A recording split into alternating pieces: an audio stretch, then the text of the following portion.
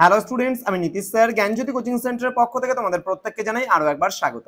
তো স্টুডেন্টস, আজকে আমি তোমাদের সঙ্গে আলোচনা করব সিবিসিএস এর 6 সেমিস্টারে যে সমস্ত ছাত্রছাত্রীরা বিভিন্ন কলেজগুলোতে ডিএসই বেঙ্গলি নিয়ে পড়ছো তাদের জন্য আজকে last minute suggestion DSE Bengali.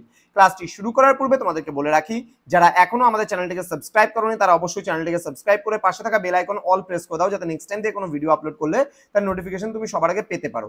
এছাড়া অনলাইনে তোমরা যারা ভাবছো আমাদের ক্লাস জয়েন করবে তারা সময় নষ্ট না করে যোগাযোগ করো আমাদের অফিসিয়াল নাম্বার 7076398606 নাম্বারে অথবা 6295916282 নাম্বারে। তোমাদের টোটাল কোর্স ফি যেটা রয়েছে তোমাদের এই সাধ্যের মধ্যে শুধুমাত্র কিন্তু 499 রুপিস পুরো প্যাকেজিং কোর্স।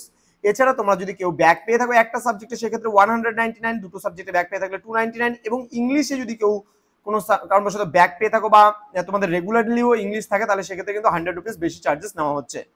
তো চলো শুরু করছি আজকের ক্লাসটি। প্রশ্নমান 12 জন্য তোমাদের 100% কমন যে নোটসগুলো রয়েছে সেগুলোই কিন্তু আজকের এই লাস্ট মিনিট সেশনে কিন্তু নিয়ে এসেছি। প্রথম প্রশ্ন, সুবর্ণলতা উপন্যাসে সুবর্ণলতা চরিত্রের উত্তরণের কোন রাস্তা কি লেখিকা দেখিয়েছেন? তুমি কি মনে করো? যুক্তিসহ আলোচনা করো। নেক্সট বলছে ছোট গল্প হিসেবে বৈয়াকরণ গল্পের সার্থকতা বিচার করো। নেক্সট কারাগার নাটকের নায়ক চরিত্র আলোচনা করো, যে নায়ক চরিত্রটাকে তা আলোচনা করো। মাত্র 12খানা প্রশ্ন দিয়েছি লাস্ট মিনিট সেশনে, টেক্সচুয়াল থেকে প্রচুর প্রশ্ন হয় কিন্তু লাস্ট মিনিট সেশনে মাত্র 12খানা প্রশ্ন দিয়েছি। 12খানা প্রশ্ন বলে কমন পাবেই পাবে। নেক্সট রয়েছে কারাগার নাটকের নামকরণের সার্থকতা আলোচনা করো। নেক্সট রয়েছে মন্মথ রায়ের কারাগার নাটক অবলম্বনে বসুদেব চরিত্রটি বিচার করো। নেক্সট রয়েছে সুবর্ণলতা উপন্যাসের নামকরণের সার্থকতা আলোচনা করো। নেক্সট রয়েছে সুবর্ণলতা উপন্যাসের মুক্তকেশী চরিত্রটি সংক্ষেপে পরিচয় দাও। নেক্সট সুবর্ণলতা উপন্যাসকে নারীবাদী সাহিত্য বলা কতটা যুক্তিযুক্ত তা আলোচনা করো। নেক্সট গল্পনায়ক গল্পের হবে না, এটা সরি গণনায়ক গল্প হবে, হ্যাঁ সরি ভুলবশত এটা হয়ে গেছে। গণনায়ক গল্পের নামকরণের সার্থকতা আলোচনা করো। নেক্সট পত্রলেখার বাবা গল্পটির আখ্যানের শিল্প সার্থকতা আলোচনা করো। পত্রলেখার বাবা যে গল্পটি রয়েছে তার শিল্প সার্থকতা কি তা আলোচনা করো। নেক্সট চকাচকি গল্পের নামকরণের সার্থকতা বিচার করো। নেক্সট বৈয়াকরণ গল্পের নামকরণের সার্থকতা আলোচনা করো। এই কয়েকটা প্রশ্ন পড়লে তোমাদের 100% কমন তোমরা বড় প্রশ্নে পাবেই পাবে। এবার মিডিয়াম মানের যেগুলো প্রশ্নমান 6 রয়েছে তার জন্য তোমরা কি কি পড়বে দেখো। প্রথম প্রশ্ন, গণনায়ক গল্পের নামকরণ কতটা যুক্তিযুক্ত হয়েছে বলে তুমি মনে করো?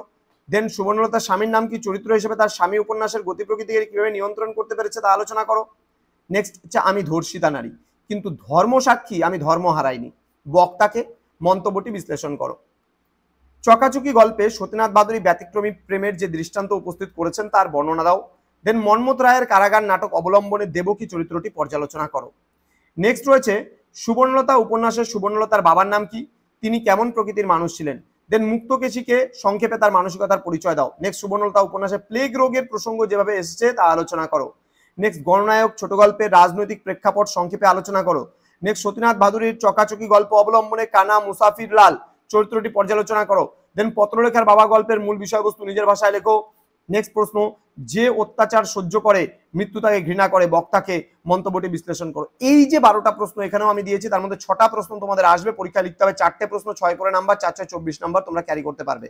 নেক্সট 3 নম্বরের প্রশ্নগুলো খুব গুরুত্বপূর্ণ, যেগুলো পত্রলেখার বাবা গল্পটিতে পত্রলেখাকে তার বাবা ও মায়ের নাম কি?